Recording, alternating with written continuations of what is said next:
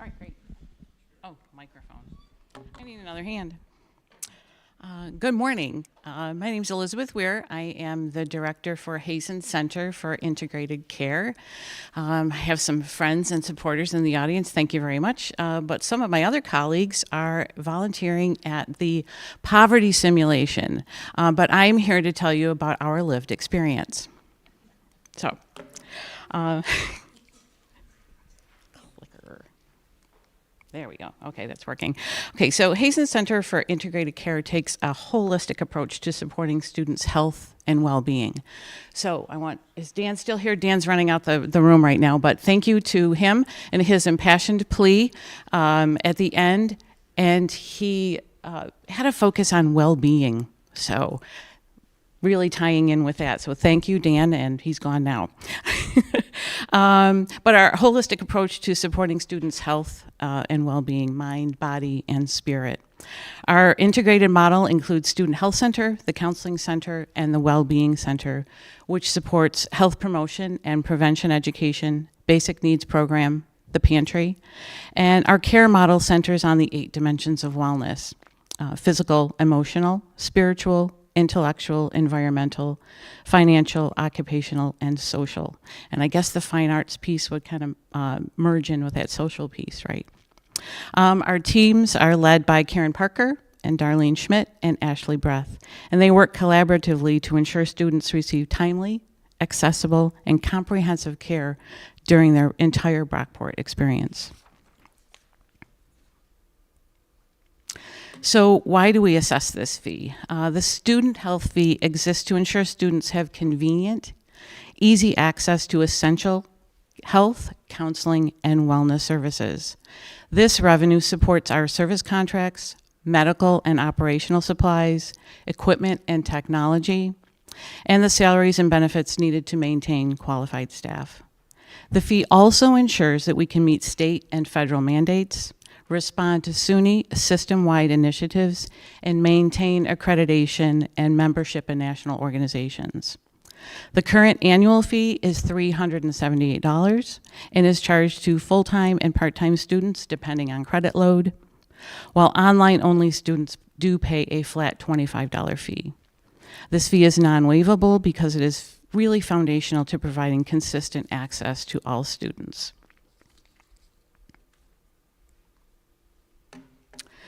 The fee directly impacts the student experience. In fall of 2025 alone, we provided over 800 health visits and more than 1,650 counseling center visits.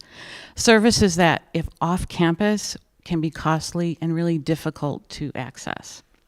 Students receive free or low-cost safer sex supplies, mental health crisis support, psychiatric consultations, prevention education, food insecurity support through the pantry, and quick basic needs referrals.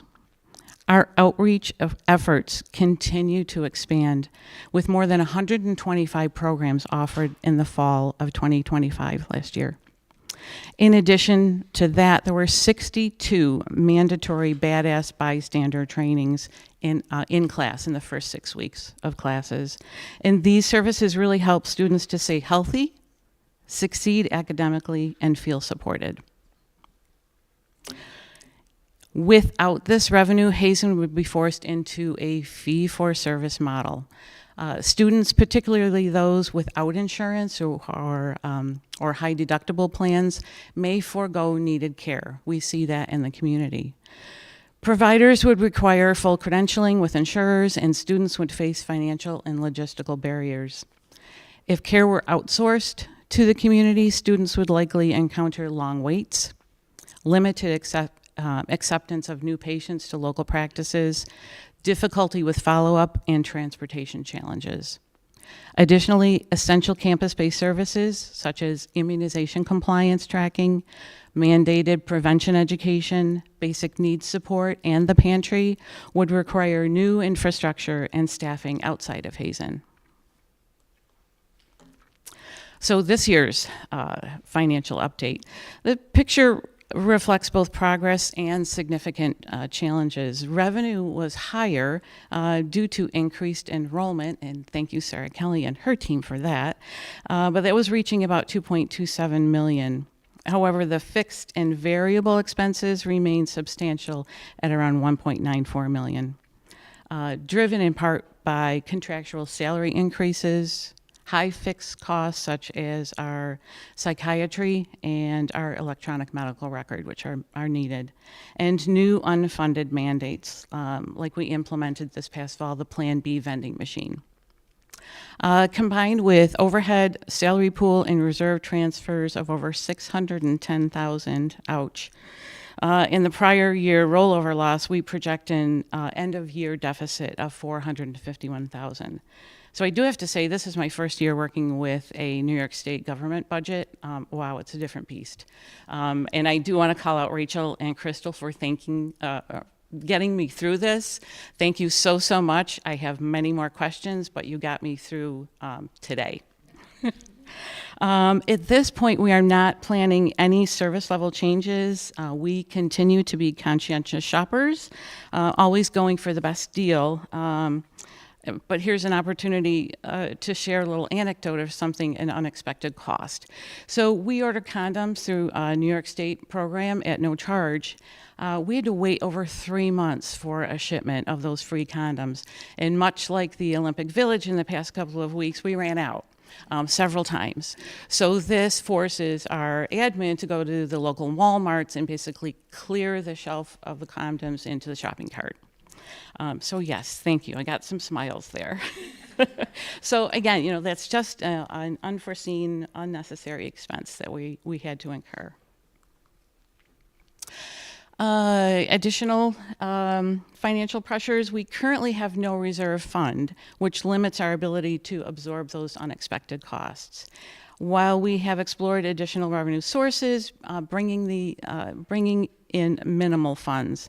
Compounding this, BSG last year reduced its support from $5,000 to $3,000, despite those funds directly impacting and supporting mandated educational programming.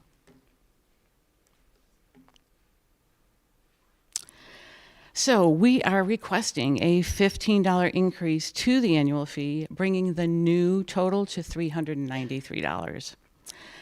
Without this increase, we would face cuts to supplies, outreach programs, and professional development essential for licensure.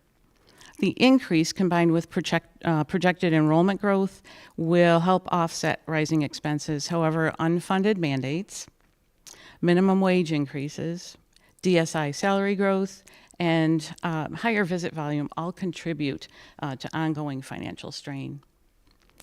As an example of an unfunded mandate, currently sits within New York State legislature, hasn't passed, but it is sitting there. It would require a mandated counselor to student staffing ratio. With our current student population and current staffing, we would need to hire 2 additional counselors. So let that sink in for a minute. It's still sitting in the legislature. We kind of hope it sits there for a little while longer, but we'll see what happens. Also, we do have some interns in the counseling center, but we would not be able to include those in the staff count. Okay, so next year, what does that look like? Even with the proposed fee increase, we expect to continue at a structural deficit.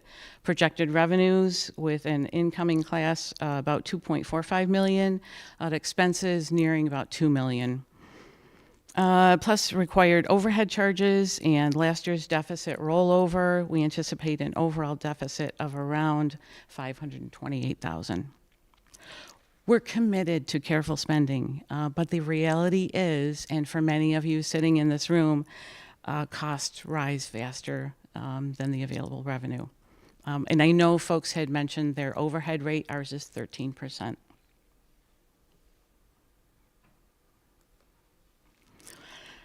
We engaged students last year through the BSG fee forums, and we also use after visit and satisfaction surveys.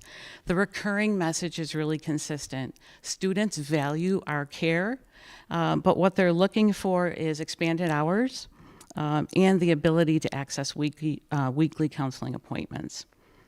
We've strengthened partnerships with departments such as athletics, EOP, global ed, and res life. And increased outreach across campus. We're getting more requests for outreach on a weekly basis. We've expanded our group offerings and improved communications and marketing. We've also put out a call to reestablish the Student Health Advisory Committee, or SHAC, to gain additional input from the student population. So future planning, our 5-year plan, we really want to propose a gradual fee increase to keep pace with the rising costs. We also face critical needs related to infrastructure. Hazen Hall is an old building, requires ongoing maintenance. Improvements are needed really for HVAC, have some infection control issues with exam tables, and DEI-focused equipment upgrades. And workforce retention is another priority. Salary increases, professional development, and the recruitment of counseling interns are essential. Hiring additional full-time staff, it's not feasible right now. But it makes those interns really a key resource for our ongoing work. And just as an aside, for the very first time this past fall, the Counseling Center had to establish a wait list. A total of 70 students were on that wait list, waiting for a counseling session. The most at one time was 28. So that was really impactful for us last year. We did receive some funding to provide our counseling interns a small stipend from the mental health incremental funds for spring of 2026, but that's not something that's guaranteed for the future. We do continue exploring opportunities for billable services within our nurse practitioner practice to diversify revenue. I did approach the academic side of the house and finally got to 2 folks who were extremely helpful and put together a proposal for either a student project or a capstone to explore the possibility of transitioning to adding some procedures or services that we could bill commercial insurance. So they were happy. They thought this would be really great for healthcare administration students to take advantage of and take a look at. We could add a no-call, no-show fee to student accounts. That's not really popular. But our goal is really to set these students up for real life, talking to a physician who owns her own practice, and out there in the real life world, those no-call, no-show fees are $25 to $75. Ouch. Do we want to do that to our students? No, not really, but we could consider. We also could evaluate increasing the online flat fee it's currently $25. What would we think about looking at $30 for that in the future? It's not on the board on this go around, but maybe next time. So in summary, the student health fee increase is essential to maintaining and strengthening services that support students' well-being and academic success. Without it, we risk interruptions to basic services, reduced outreach, and challenges in retaining qualified staff. The increase reinforces SUNY's commitment to student health and ensures we can meet the growing needs of our campus community. So, thanks for your time. Any questions?